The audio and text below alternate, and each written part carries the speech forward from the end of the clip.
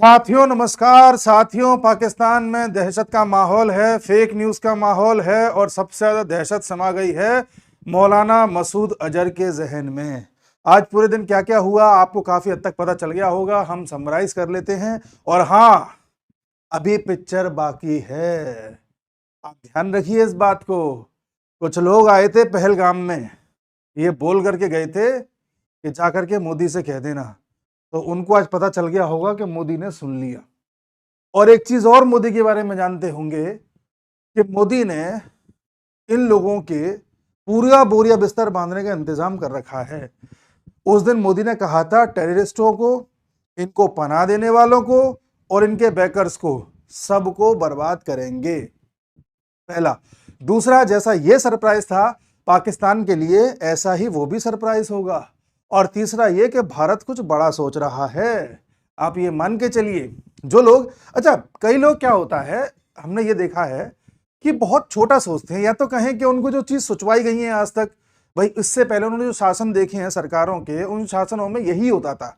चुनावों के इर्द गिर्द चीजें करी जाती थी, पॉलिटिकल वेंडेटा सेट किया जाता था, अपीजमेंट की पॉलिटिक्स होती थी, अरे वो नाराज ना हो जाए, अरे ये गुट नाराज ना हो जाए, इस तरह की पॉलिटिक्स चलती आई है, तो लोगों को वही आदत पड़ गई है। मेरे को कुछ लोग मिले आज भी जो कह रहे कि साहब बिहार चुनाव आ रहा है इसलिए ये सब किया है। अरे भाई मेरे, बिहार से ज्यादा जरूरी चुनाव महाराष्ट्र का था, दिल्ली का था, हरियाणा का था। थोड़ा तो कॉमन सेंस लगा लिया करो। और ऐसा कौन सा साल है जब चुनाव नहीं होता? मोदी तो खुद कह रहे हैं कि एक देश एक चुनाव कर दो, सब एक साथ करा लो। कम से कम 5 साल तक सरकारें ठीक से काम तो करेंगी। तुम एक देश एक चुनाव भी नहीं कराना चाहते, तुम हर चीज को चुनाव से भी जोड़ना चाहते हो। ये दिखाता है कितनी छोटी सोच है, कितना छोटा सोचते हैं। खैर, हमें उन सब चीजों में नहीं पड़ना। आज जिस तरह से कांग्रेस ने इसका वर्णन किया कि ये जो सजा मिली हम इसके साथ हैं, वट एवर, जो भी सरकार के साथ उन्होंने कहने की बात कही, ऐसा लग रहा था जैसे बड़ी मायूसियत भरी शक्ल से उन्होंने ये सब कहा है, मतलब अंदर से खुश नहीं है। बहरहाल हमें उसमें भी नहीं जाना। मैं ऐसा क्यों कह रहा हूं कि पिक्चर अभी बाकी है, वो इसलिए क्योंकि हमसे पहले नरवणे साहब कह चुके हैं, जो पूर्व जनरल थे आर्मी के। उन्होंने आज एक ट्वीट किया, काफी ज्यादा उनका वायरल हो रहा है। और बाकी अगर आज पूरे दिन की आप क्रोनोलॉजी देखें तो आप पाएंगे, सबसे पहले तो मोदी जी ने या हमारी सरकार ने हमारी 2 महिला फौजियों को आगे किया और प्रेस ब्रीफिंग करवाई कि भाई बताइए आप लोगों ने क्या क्या किया। फौज ने जो भी ऑपरेशन चलाया, ऑपरेशन सिंदूर के बारे में ब्रीफ किया बकायदा। जिन लोगों को प्रूफ चाहिए होते हैं उनको प्रूफ दिखाए। आपको पता ही है किस तरह से लोग कहते हैं वीडियो दिखाओ, हम कैसे मान लें कि एयर स्ट्राइक हुई, क्या पता नहीं हुई हो, फर्जी स्ट्राइक हो, वट एवर लोग कहते हैं। आपको पता है किस तरह के हमारे यहाँ लोग हैं। जानबूझ करके महिलाओं को आगे किया, क्योंकि जिस पाकिस्तान को यह लग रहा था, पाकिस्तान के जिन आतंकियों ने उस दिन गोली चलाते वक्त महिलाओं को छोड़ दिया, ये सोच करके कि अरे महिलाएं तो बड़ी कमजोर टाइप की हैं, इनको छोड़ देते हैं, दया जो उन्होंने दिखाई थी, वैसा उनके यहाँ होता होगा। हमारे यहाँ की महिलाएं ऐसी बहादुर होती हैं और आकर के पाकिस्तान को जवाब देना जानती हैं। ठीक है ना पाकिस्तान? तो पाकिस्तान जब इन दोनों को देख रहा होगा तो जान पा रहा होगा कि उसने अपनी महिलाओं का क्या हाल कर रखा है और हमारे यहाँ महिलाओं को कितनी ताकत है। ठीक, ये भी एक कूटनीति होती है, पता होना चाहिए। उसके अलावे अगर आज आप पूरे दिन देखें तो प्रधानमंत्री मोदी ने जो अपने अपकमिंग दौरे हैं 3 देशों के, उन्हें कैंसिल कर दिया है। ध्यान से सुनना साथियों, जो तैयारियां पिछले 8-10 दिन से चल रही हैं कि ये कैंसिल वो cancel, what ever plan cancel हो रहे हैं, उससे ज्यादा अब हो रही हैं। आज देश भर में मॉक ड्रिल हुई है, सारी चीजें हुई हैं। मोदी जी ने अपने 3 दिवसीय जो 3 देशों की जो यात्रा है उसको कैंसिल कर दिया है। उसी प्रकार जितने भी हमारे पैरामिलिट्री फोर्सेस के लोग छुट्टी लेकर के घर गए हुए हैं, सबकी छुट्टियां कैंसिल कर दी हैं। आज अमित शाह ने बोल दिया है कि जितने भी आर्म फोर्सेस के लोग छुट्टी लेकर के गए, पैरामिलिट्री वाले, बीएसएफ, सीआरपीएफ, आईटीबीपी, ये सब, इनकी छुट्टियां कैंसिल कर दी गई हैं। आप ध्यान से सुनिए, आगे देखिए। जितने भी एयरपोर्ट हमारे बॉर्डर के आसपास के क्षेत्र में लगे हुए हैं, वहां की सभी फ्लाइट्स जो है कैंसिल कर दी हैं। अभी बोला गया है कि 9 मई तक कैंसिल है, बाकी आगे जो ऑर्डर्स आएंगे उसके हिसाब से बताया जाएगा। इसमें पहला कारण तो यह है कि पाकिस्तान करेगा रिटेलिएट। पाकिस्तान ने कहा है हम रिटेलिएट करेंगे। अरे तुम करोगे काहे से? तुम पे है क्या रिटेलिएट करने के लिए? और करोगे कहां? हमारे यहाँ कौन से आतंकियों के कैंप हैं? तुम्हारे यहाँ तो कैंप थे। तुम जाहिर सी बात हमारी सेना पे करोगे या निर्दोष लोगों पे करोगे। तुम एक बार करके तो देखो। हम तो चाहते हैं तुम करो। मैंने सुबह के वीडियो में भी आपको बताया था कि हम चाहते हैं कि तुम करो, फिर अब बताएंगे कि तुम्हारा क्या हाल करना है।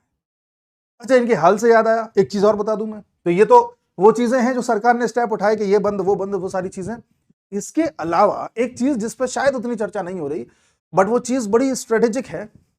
आपको याद होगा भारत ने पाकिस्तान के लगभग यूट्यूब चैनल्स पर बैन लगा दिया था। वो 2 4 5 छूट गए हो तो छूट गए हो, जो मेन चैनल है जो फेक न्यूज चलाते हैं या प्रोपेगेंडा सेट करते हैं, सब पर बैन कर दिया था, भारत में नहीं चल रहे। ये बात कंफर्म है। आज पाकिस्तान के या कहें कि बलूचिस्तान के 2 यूट्यूब चैनल से बैन हटा दिया है। जो वहां के 2 प्रमुख यूट्यूब चैनल्स हैं, एक इंग्लिश वाला, एक हिंदी वाला, जो बलूचिस्तान न्यूज देता है, उससे बैन हटा दिया है। इससे 2 संकेत जाते हैं। पहला ये कि पाकिस्तान में क्या हो रहा है इसको बलूचिस्तान वाले अपने चैनल पे दिखा रहे होंगे, तो हमको पता चल जाएगा पाकिस्तान की इनसाइड स्टोरी वहां पे चल क्या रहा है। दूसरा ये कि हमारा एक संदेश है ये पाकिस्तान को, वैसे वो समझ नहीं पाएगा, उसके लिए बुद्धि चाहिए होती है, बट हम तो समझ ही रहे हैं। संदेश ये है कि हमारे लिए पाकिस्तान के यूट्यूब चैनल बैन है, बट बलूचिस्तान पाकिस्तान नहीं है। आप समझ रहे हैं? हम बलूचिस्तान के क्यों बैन करें उसको? अब हम अलग से देश मानने के लिए दिशा में आगे बढ़ रहे हैं। मोदी जी कुछ भी करते हैं तो पहले हिंट दे देते हैं, आप जानिए। आप समझ रहे हैं ना? तो ये सारी चीजें आप देखिए। उसके अलावा एलओसी पर लगातार फायरिंग ये पाकिस्तान कर रहा है, बदमाश है, ये मानेगा नहीं। अभी तक हमारे कई सिविलियंस को आहत पहुंचा चुका है। तो अब देखना ये है कि हमारी फौज किस तरह से इसको, हालांकि हम भी रिटेलिएट कर रहे हैं, उनके भी मार रहे हैं, सारी चीजें हैं, बट चाह क्या रहा है पाकिस्तान? इसको बढ़ाना चाह रहा है, क्या चाह रहा है वो हमारी फौज जानती है बेहतर तरीके से। बट हाँ, पाकिस्तान वहां पर अपनी दम दिखाने की कोशिश कर रहा है। उसके अलावा अगर देखा जाए तो जिस तरह से दम निकाली गई है इसकी, मौलाना मसूद अजहर बता रहा था, इसने खुद एक चिट्ठी लिखी है उर्दू भाषा में, उसमें इसने ये बताया है कि भाई मेरा तो पूरा परिवार ही मर गया, मेरा भाई मर गया, मेरा भांजा मर गया, भांजे की वाइफ मर गई, मेरी भांजी मर गई, उसका भाई मर गया, पता नहीं क्या इसने 10-20 रिश्तेदारों के नाम बताए, वो सबके सब इसके मर गए हैं। पाकिस्तान के जो मीडिया में खबरें चल रही हैं, जो पता चला वो ये है कि इसके टोटल 14 लोग मरे हैं, और भारत में चल रही है कि 10 लोग मरे हैं। ऐसी बातें हैं। ये मरकज है जहां पर इसके सारे घर वाले रहते थे। ऊपर से देखिए इस तरह से मिसाइल आई और किस हद तक यहां पर ब्लास्ट हुआ है, कोई भी जिंदा नहीं बचा है, आप जानिए। अच्छा, ये भी इनका कहां था ठिकाना?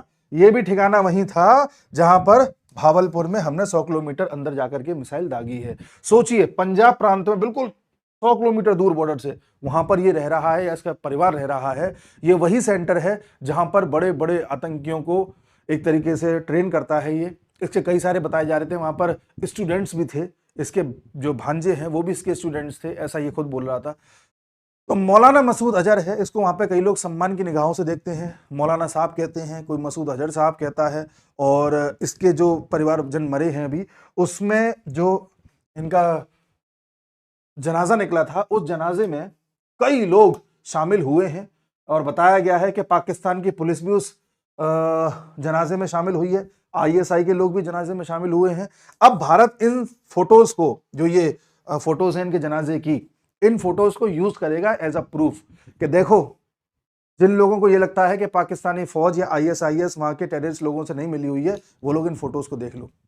बताओ इस वीडियो में ये फौज यहां पर क्या कर रही है, बताओ इस वीडियो में ये आईएसआई वाले यहां पर क्या कर रहे हैं। ये सवाल अब उठेगा। ये मैंने कहा ना, बेवकूफ है पाकिस्तान, अकल नाम की चीज नहीं है, बिल्कुल हवा में रहते हैं, पता नहीं क्या इनका सीन है। तो ये बिल्कुल नेस्तनाबूद हो चुका है। इसने तो यहां तक कहा है उस चिट्ठी में कि अल्लाह मैं क्यों बच गया, मुझे भी मर जाना चाहिए था, ये कैसा कहर बरपा है। अब पता चला तुमको, तो तुम्हारे लिए तो जिंदगी ही तुम्हारे मरने के बाद स्टार्ट होती है, तुम्हारे लिए तो बेहतर हो रही ही तुम्हारे मरने के बाद तुम्हें मिलती हैं।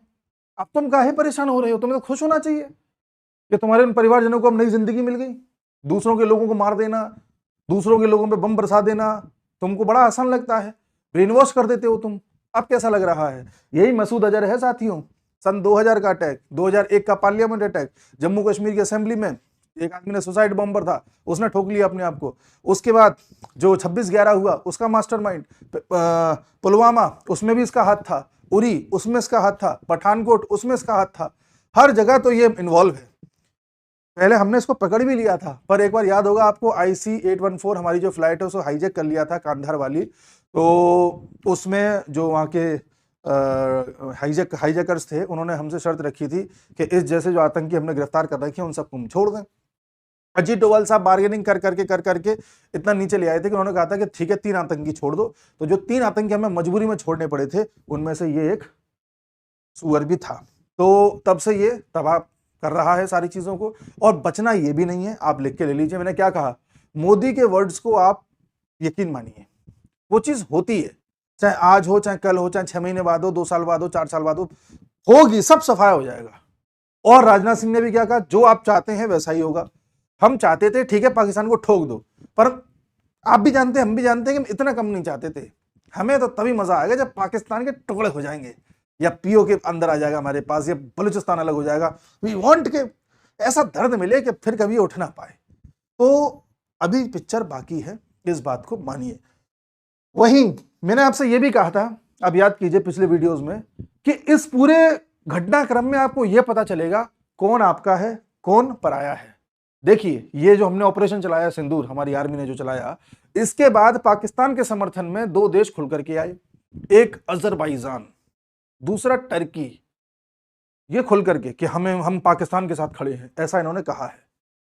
और दूसरी बात, चाइना जो इंटेंशन से पहले कैसे भारत से दोस्ती करना चाह रहा था, कैसे भारत को इंप्रेस करना चाह रहा था, आज उस चाइना ने पाकिस्तान का उस फेक न्यूज को फैलाने में साथ दिया, जिसको न सिर्फ पाकिस्तानी फैला रहे बल्कि कुछ मूर्ख लोग जो भारत में बैठे हैं वो भी फैला रहे थे। मैंने सुबह के वीडियो में आपको बताया था किस तरह से जो राणा आयूब है उसने ट्वीट किया था और बताया था कि पाकिस्तान की तरफ से खबर आ रही है कि वहां उन्होंने हमारे 5 फाइटर जेट्स को गिरा दिया है, कुछ सोल्जर्स को गिरफ्तार कर लिया है। ये मैंने आपको पहले के वीडियो में बताया था, सुबह के वीडियो में। दूसरा, पाकिस्तान में भी यही खबरें चल रही हैं, और कई पाकिस्तानी हैं या इंडियन हैं मुझे नहीं पता, मेरे सुबह के वीडियो में कमेंट कर रहे हैं कि हमने भी तो तुम्हारे 5 फाइटर जेट गिरा दिए। कुछ ऐसे कमेंट कर रहे हैं, कुछ ये कह रहे हैं अरे इंडिया के भी तो 5 फाइटर जेट गिरे हैं। भाई साहब, ये सब फेक न्यूज है। अगर गिरे हैं तो फोटो दिखाओ, और फोटो जो पाकिस्तान दिखा रहा है वो कोई पुराना हवाई जहाज है, जो हमारा मिग था जो क्रैश कर गया था, उसका फोटो दिखा रहा है। चाहो तो गूगल पे चेक कर लो, 2024 का मिल जाएगा आपको। वहीं पाकिस्तान से ये पूछो कि अगर गिरे हैं तो और कोई सबूत दिखाओ, तो आप जान के हैरान होंगे, पाकिस्तान का फॉरेन मिनिस्टर कह रहा है कि हमने 5 जहाज गिराए हैं। जब उनसे पूछा गया तो इसका आपके पास प्रूफ है, कुछ है, बोलता है मैंने सोशल मीडिया में देखा है। ऐसे ऐसे तो वहां के फॉरेन मिनिस्टर है।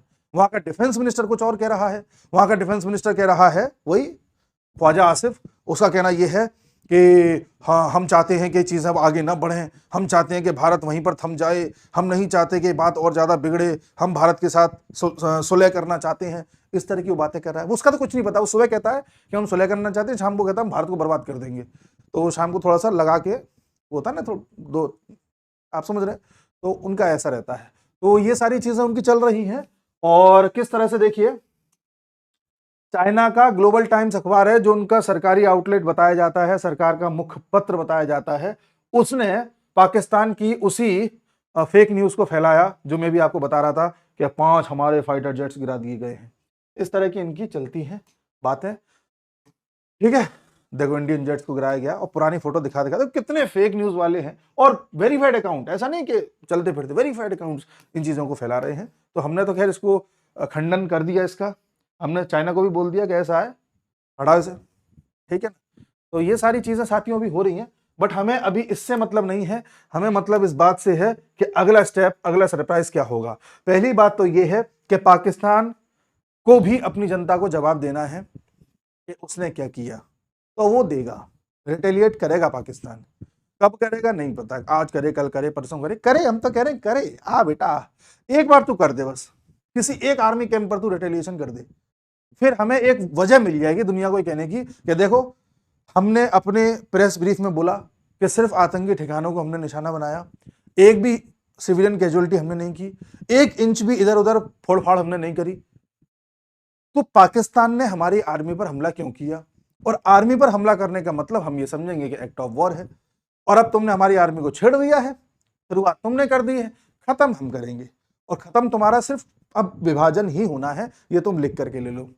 और जितने भी इंडियंस को अब ये लग रहा है कि अरे ये तो मोदी बस स्ट्राइक ही करके रह गया, लिख करके ले लो, ये सिर्फ और सिर्फ और सिर्फ एक झांकी है, एक ट्रेलर है।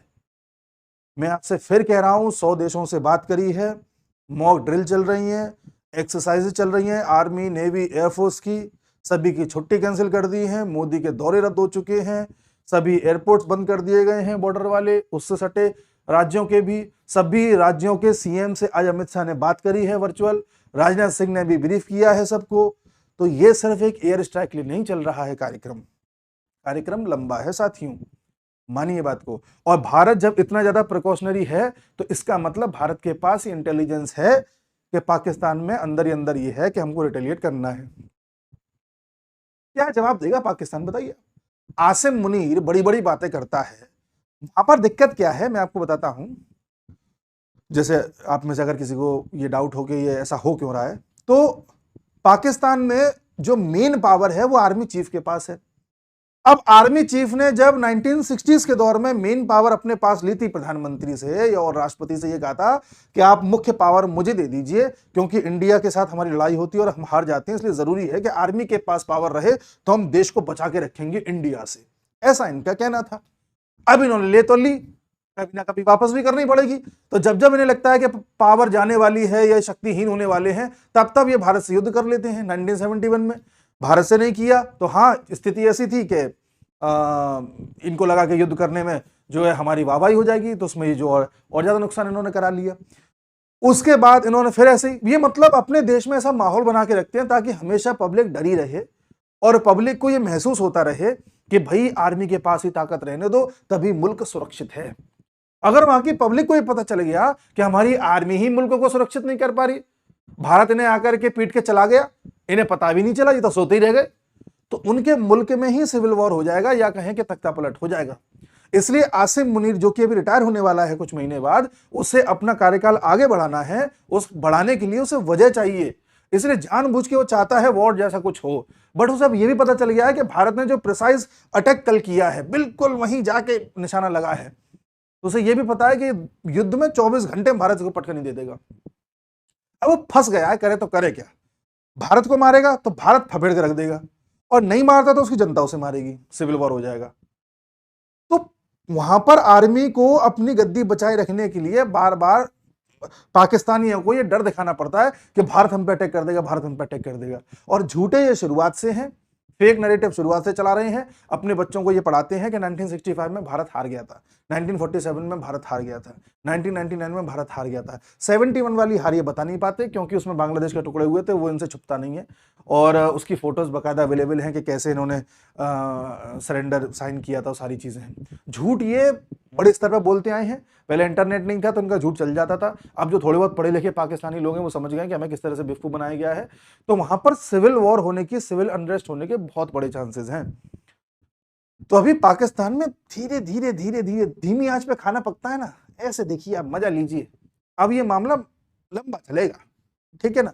अब भारत अंदर से खेल खेलेगा दूसरा वाला, इंतजार करिए और अपने प्रधानमंत्री को पहचानिए। ये प्रधानमंत्री वो नहीं है जो एक चुनाव के लिए सारी चीजें करे, और ये प्रधानमंत्री वो भी नहीं है जो इतना डर डर के काम करे कि अगर नीतीश कुमार ने समर्थन वापस ले लिया तो क्या होगा, अगर क्या नाम है नायडू ने ले लिया तो क्या होगा। ये वो प्रधानमंत्री नहीं है। मैं मोदी के पक्ष में होकर के बात कर रहा हूँ या बीजेपी के पक्ष में होकर बात कर रहा हूँ, ऐसा नहीं है। मैंने वर्तमान जितने भी आप नेता देख रहे हैं भारत में, पिछले 12-13 साल से हर नेता का एक एक स्पीच मैंने सुनी है, एक एक बयान सुना है, एक एक किताब उनके बारे में पढ़ी है, अच्छे से एनालिसिस किया है। कभी भी एनालिसिस न्यूज चैनल वालों के दृष्टिकोण से या अन्य नेताओं के दृष्टिकोण से या जो ओल्ड जनरेशन की पब्लिक हमारे देश में उनके दृष्टिकोण से नहीं किया है। इसलिए मैं बहुत अच्छे से जानता हूं कि नरेंद्र मोदी एक ऐसे व्यक्ति हैं जो पहला तो दूर की सोचते हैं, दूसरा ये बनिया बुद्धि है, गुजराती आदमी है, बिजनेसमैन है। तो ये हमेशा सोचते हैं कि मैं सामने वाले को, जैसे पाकिस्तान को, बर्बाद भी कर दूं और भारत का मिनिमम नुकसान हो।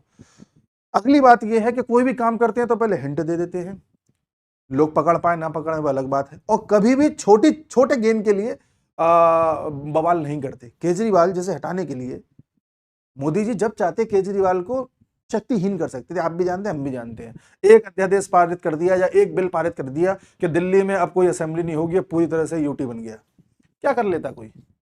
लेकिन उनको पता था अरविंद केजरीवाल धीरे धीरे धीरे धीरे अपनी क्रेडिबिलिटी खुद ही खो देगा, कुछ नहीं करना। ऐसे ममता बनर्जी का पता है ना। तो उनको पता है कि धीमी आंच पे खाना पकाओ, एक टाइम ऐसा आएगा खाना जल जाएगा। तो वो जलने का ऐसे पाकिस्तान का है, धीमी आंच पे पाकिस्तान को पकाओ, एक टाइम ऐसा आएगा पाकिस्तानी जल के खाक हो जाएगा। तो उसकी शुरुआत हो चुकी है। आप धीरे धीरे बस डॉट्स को कनेक्ट करते जाना। आज बलूचिस्तान के यूट्यूब चैनल को खोला है, अब आगे आगे देखना। बलूचिस्तान में खुशी की लहर है आज, यूट्यूब चैनल खोलने की वजह से नहीं, जो ऑपरेशन सिंदूर है उसकी वजह से। अफगानिस्तानी बड़े खुश हैं, केपीके वाले बड़े खुश हैं, तो खुशी का माहौल पाकिस्तान के भी कई क्षेत्रों में आज है। बलूचिस्तान तो पूरी तरह से खुश है। आगे देखिए क्या क्या होता है। बस ये ध्यान रखिए कि पिक्चर अभी बाकी है। नमस्कार।